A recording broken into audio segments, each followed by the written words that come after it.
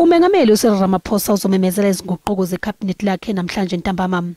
Lesi sinyathelo siza emva kokuqonga kwengcindezi kumengameli ukuba agcwalise izikhala eziphezulu kuhlanganiswa nokuqoka iphini lakhe kulandela ukwesula esikhundleni kuka-David Mabuza.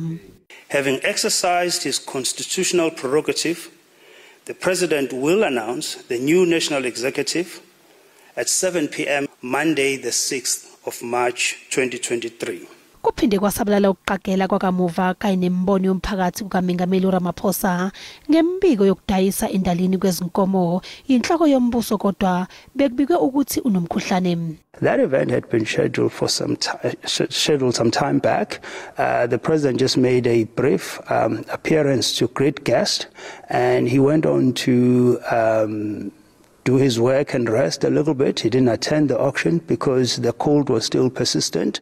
Akacacike ukuthi eziphi izinguquko azozenza kodwa izwe alinalo iphini likamengameli ngenxa yokwesula kwephini likamengameli uDavid Mabuza. Isikhala esikhona ngaphakathi kwemisebenzi yomphakathi kanye nokuphatha. Ukuqoka kafikile embalula njengonobhalajikele we-ANC kwavula isikhala sikangqongqoshe wezokuthutha.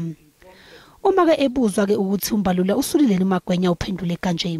I will imagine that prior to that announcement, that resignation as a standard sort of operating measure and process, that resignation will be on the President's desk.